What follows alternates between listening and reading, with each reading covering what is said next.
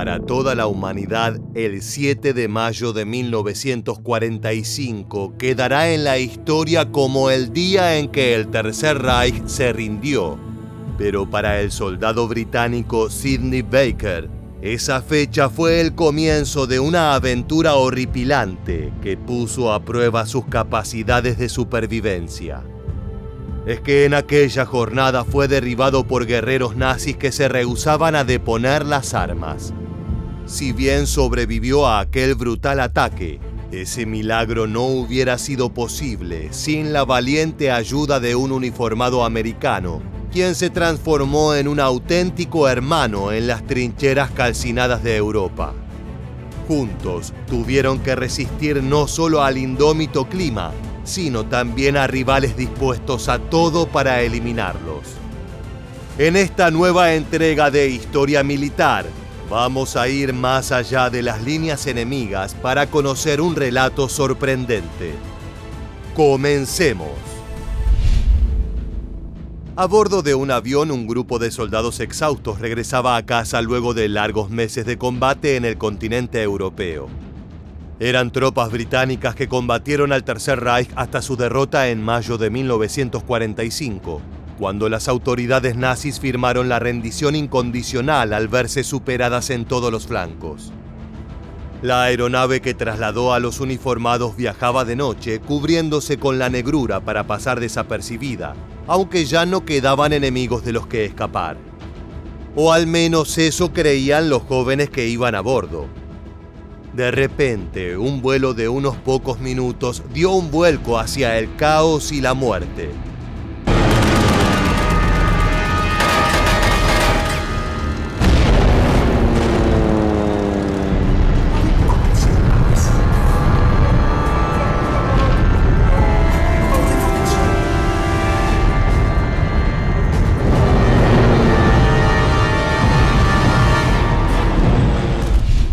Un grupo de pilotos germanos rebeldes que se rehusaban a aceptar la derrota catastrófica de Adolf Hitler y su reino de terror, decidieron abrir fuego sobre la nave de transporte británica. El ataque fue tan sorpresivo como certero. Los proyectiles de las ametralladoras penetraron en las alas y los motores, provocando una explosión impresionante que iluminó el cielo nocturno. Aquellos luceros no eran fuegos artificiales. Eran las vidas de varios jóvenes apagándose en simultáneo. El resultado fue mortal. Prácticamente todos a bordo del transporte fallecieron, salvo por un afortunado muchacho llamado Sidney Baker. El descenso fue violento y doloroso. Solo un paracaídas se interponía entre el joven y una muerte certera. Cuando Baker recobró la conciencia, comprendió lo que había ocurrido, pero no sabía dónde se encontraba. Colgaba de un árbol y desde la altura podía ver los cuerpos sin vida de sus compañeros. El destino no había sido tan amable con ellos. En el aire aún se escuchaban los zumbidos amenazantes de las aeronaves alemanas que patrullaban el área como cazadores de los cielos. Ese sonido lo hizo reaccionar. Tenía que bajar y para ello era necesario cortar las cuerdas del paracaídas. La caída fue brusca, pero no había tiempo para lamentarse. Baker debía tomar su fusil y ponerse de pie. A algunos metros se escuchaba a los soldados del Reich que se aproximaban caminando hacia su posición. La Segunda Guerra Mundial podría estar acabada, pero esos perros salvajes del nazismo no iban a descansar hasta atraparlo y convertirlo en su última víctima antes de entregarse a las fuerzas aliadas. Afortunadamente, el soldado británico pudo huir sin ser detectado, pero su destino le aguardaba un giro más.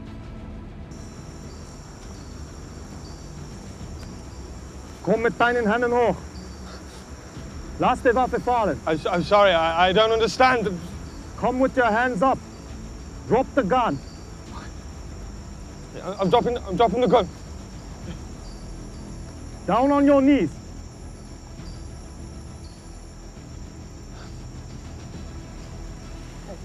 Down. Okay.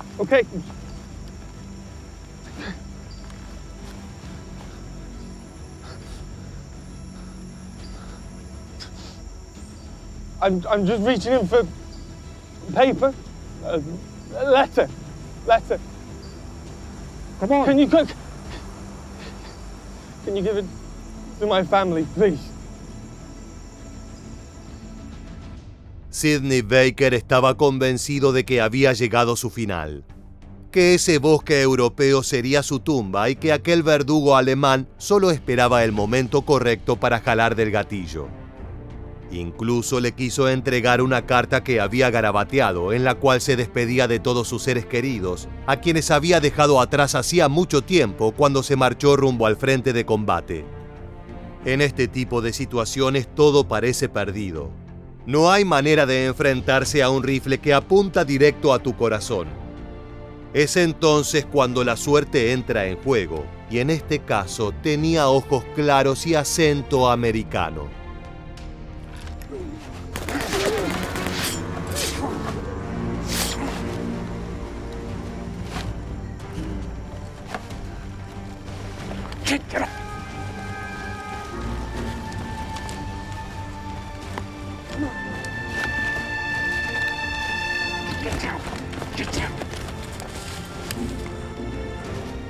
Sidney Baker y el americano corrieron hasta ocultarse detrás de unos troncos caídos que les proporcionaron cobertura y un lugar ideal para esperar a una pequeña tropilla de alemanes. El escuadrón germano había sido alertado del derribo de un avión repleto de soldados británicos y tenían la orden de completar la faena eliminando a cualquier posible sobreviviente. Sin embargo, el americano y Baker fueron más inteligentes. Lograron aniquilar a sus perseguidores de inmediato. Una vez que se encontraron en una relativa calma, era momento de las preguntas.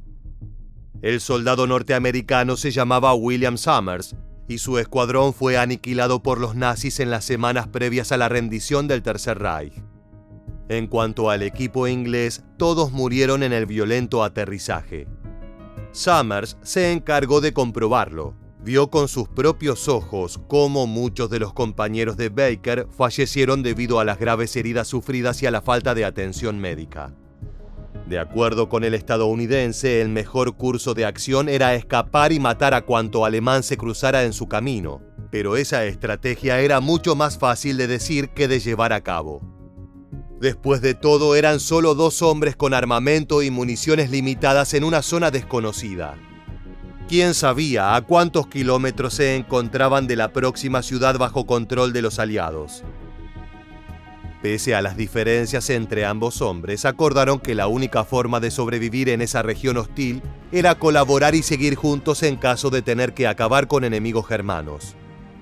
Afortunadamente, el contexto natural sirvió de refugio y les permitió pasar desapercibidos durante gran parte de su travesía. Baker y Summers decidieron que lo mejor era marchar hacia el oeste. Allí podrían encontrar algún poblado libre en el cual refugiarse para luego contactar a sus compañeros aliados y ser llevados a casa. El problema era que el bosque no solo estaba repleto de vegetación y árboles, sino también de soldados alemanes que habían desertado y no iban a obedecer las políticas de rendición incondicional. En su corazón aún ardían las llamas del odio encendidas por Adolf Hitler y no pretendían apagarlas en el futuro inmediato.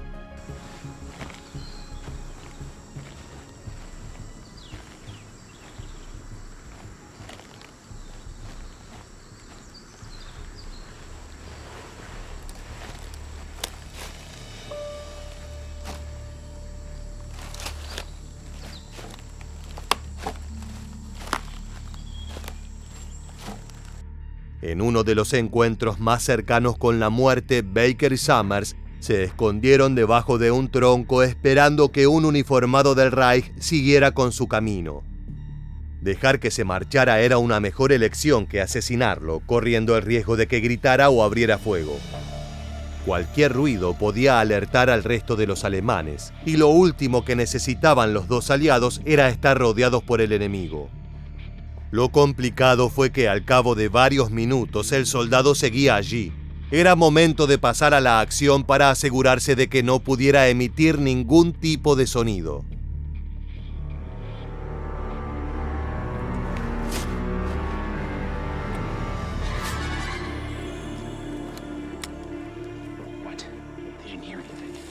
shame. You're gonna bring them right to us. Shut up and cover me.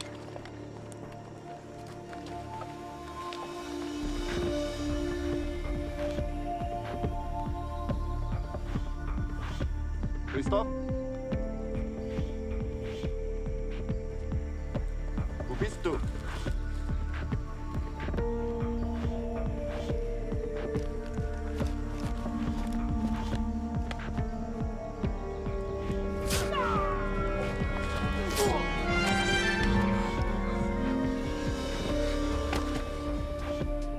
Luego de la emboscada, uno de los germanos quedó desarmado y a merced de Baker y Summers.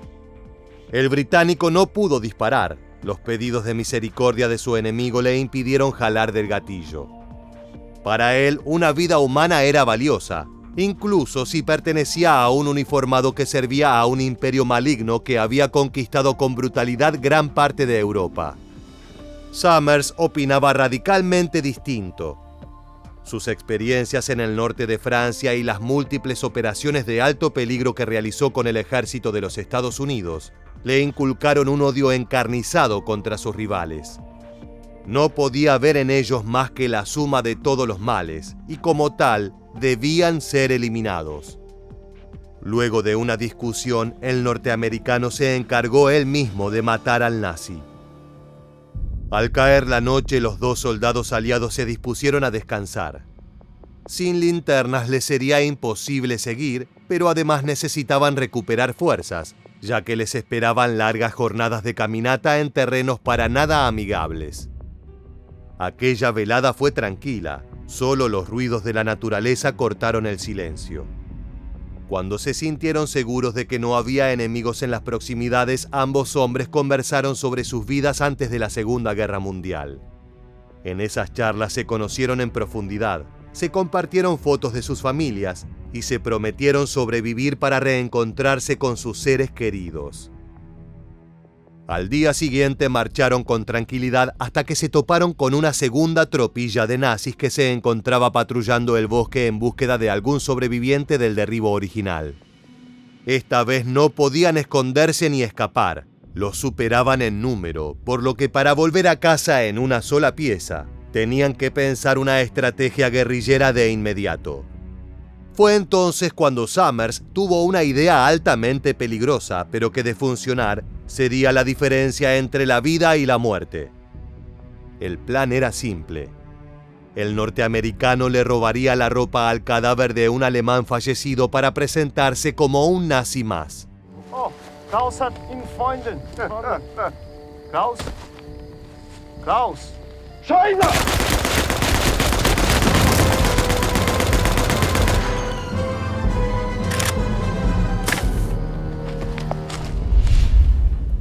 Vestido como miembro de las SS, Summers se aproximó a los alemanes con Baker bajo custodia. Una vez que los germanos creyeron que se trataba de un compañero trayendo a un nuevo rehén, los dos aliados aprovecharon la guardia baja para eliminar al enemigo. Superado este desafío, los aliados continuaron huyendo. En dirección al oeste, los hombres estaban seguros que tarde o temprano se encontrarían con la frontera francesa. Después sería cuestión de tiempo hasta dar con ayuda. Sin embargo, sin direcciones claras y escondiéndose de los incesantes vuelos enemigos, Baker y Summers avanzaron muy lentamente. Luego de 2 días se toparon con un nuevo convoy de alemanes que estaba apostado en una enorme y bellísima casa antigua que había sido ocupada por las fuerzas del Reich. Los dos hombres aliados ingresaron en búsqueda de algún tipo de radio o incluso de provisiones que les permitieran extender su periodo de supervivencia, pero en lugar de un plato de comida encontraron una bienvenida con la melodía de los rifles germanos. Baker y Summers corrieron despavoridos por el bosque. En esa oportunidad no solo eran superados numéricamente, sino que el enemigo tenía la ventaja de la sorpresa. No había táctica posible más que huir para evitar recibir un balazo en la cabeza. Al cabo de algunos minutos, el británico y el norteamericano llegaron a un claro. Ya no se escuchaban los pasos lejanos de sus perseguidores. Ahora todo era calma y un silencio profundo que solo puede encontrarse en las regiones alejadas de las grandes ciudades. Pese a la tranquilidad que cubría la superficie, rápidamente se dieron cuenta que estaban siendo observados. A pocos metros de su posición se encontraban 3 soldados alemanes que apuntaban con sus rifles, aguardando el momento adecuado para acabar con los objetivos. En situaciones como esa no hay una estrategia determinada ni un plan infalible. Solo queda entregarse al azar y dar un salto de fe esperando que sea el correcto.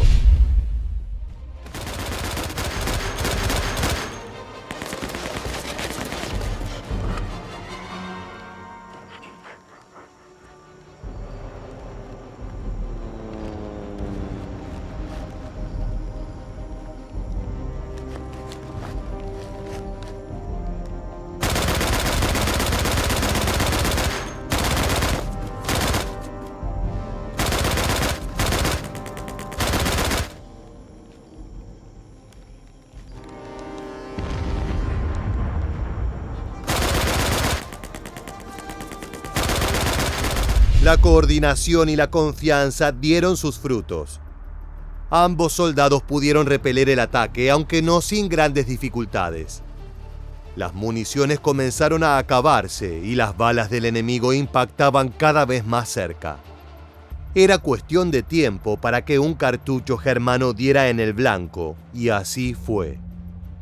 Luego de la balacera se percataron que ambos estaban heridos, aunque Summers se había llevado la peor parte con impactos en su pierna y su torso. Pese a la pérdida de sangre, el norteamericano, un hueso duro de roer, insistió en seguir caminando hasta dar con un lugar seguro. Sin embargo, el cuerpo humano tiene un límite, y luego de horas de recorrido, Summers se rindió. I got a family.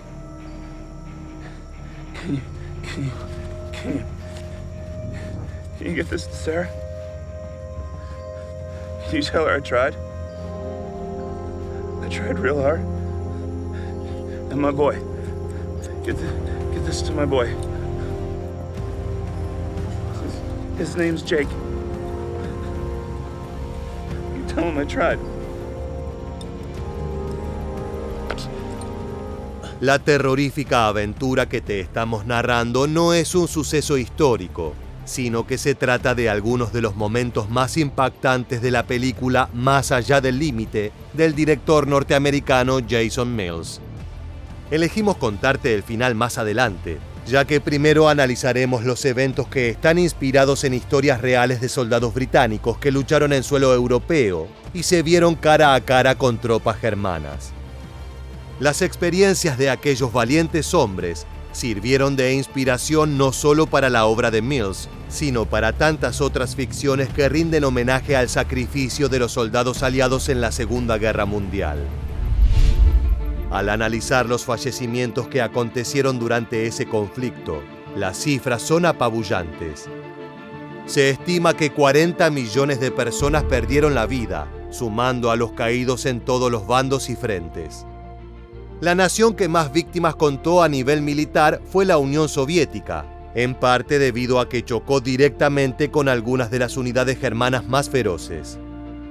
Según datos oficiales, Moscú sufrió la muerte de alrededor de 8.700.000 soldados. De ese total, 1 millón cayeron solo en la batalla de Stalingrado, una de las contiendas que cambió el curso de la guerra y detuvo el avance alemán. Los nazis no se quedaron atrás, pues se despidieron en el mismo lugar de 600.000 de sus combatientes. En cuanto a los Estados Unidos, de los 405.000 soldados que murieron en la Segunda Guerra Mundial, la gran mayoría lo hicieron entre 1944 y 1945, los años de mayor actividad de las tropas del tío Sam. Por otra parte, Gran Bretaña reportó 487.950 caídos, ocupando los primeros puestos en cuanto a sacrificio humano. Justamente los países nativos de Summers y Baker, los protagonistas de este video. En la película de Jason Mills, uno de los aspectos más interesantes es la relación de hermandad y constante choque que hay entre el soldado inglés y el norteamericano. Lo cierto es que durante el conflicto ambos países tuvieron un contacto muy cercano, hasta el punto que fue Inglaterra el lugar de partida de las primeras tropas yanquis que combatieron en Europa.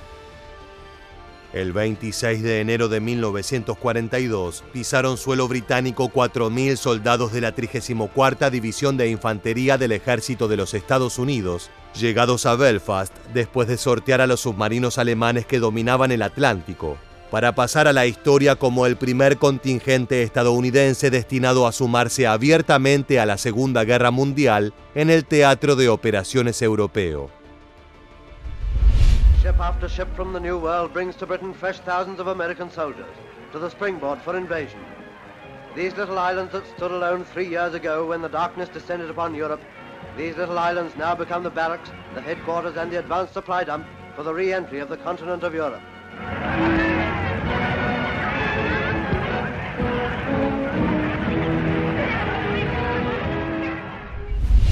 Pese al fervoroso recibimiento, ellos no fueron los primeros en llegar a Reino Unido. La diferencia es que arribaron a sus costas oficialmente como tropas de combate listas para luchar contra Adolf Hitler.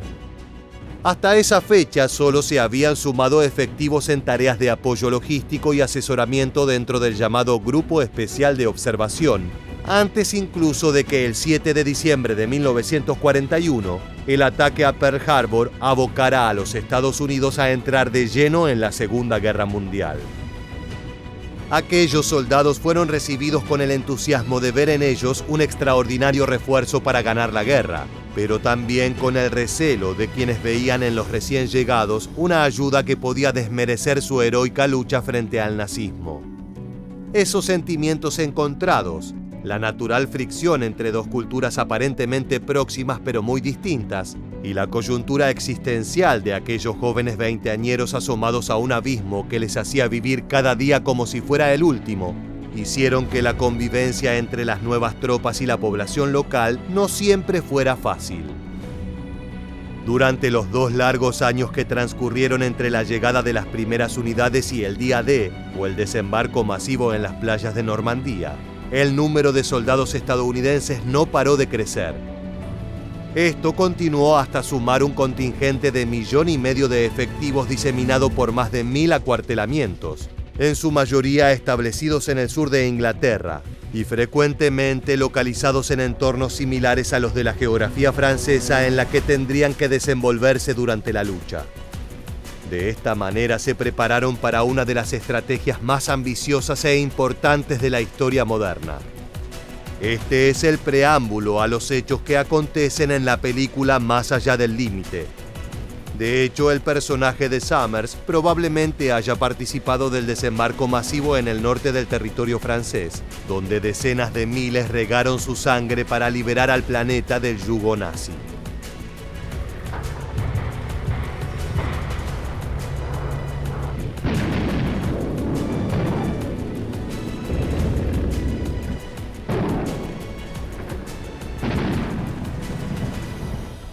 El esfuerzo titánico por agrupar a la fuerza invasora lo más cerca posible de sus objetivos y en las mejores condiciones, transformó al Reino Unido en una gigantesca instalación militar a la que llegaban sin cesar nuevos efectivos.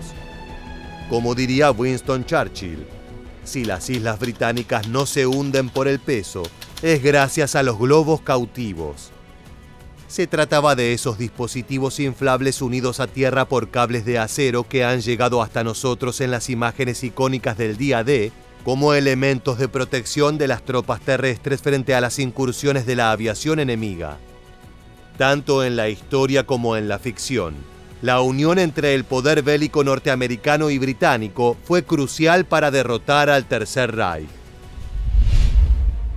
Si bien se suele decir que la Segunda Guerra Mundial culminó en mayo de 1945 con la rendición de los nazis, tanto así que en ese mes se celebra el Día de la Victoria en Europa, el continente continuó sumido en violencia por varios meses.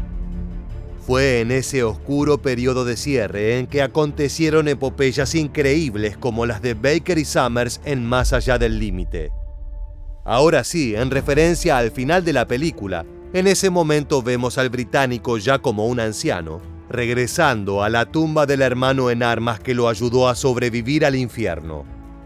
Es un recordatorio de que la guerra no la ganan solo los tanques, bombas y aviones, sino los hombres. De esta manera llegamos al final de un video cargado de muerte y violencia. Si te gusta este tipo de contenido y quieres conocer más historias impresionantes relacionadas a la Segunda Guerra Mundial, te invitamos a suscribirte y activar las notificaciones de nuestro canal. Sin más, nos despedimos hasta la próxima entrega de Historia Militar. Gracias por acompañarnos.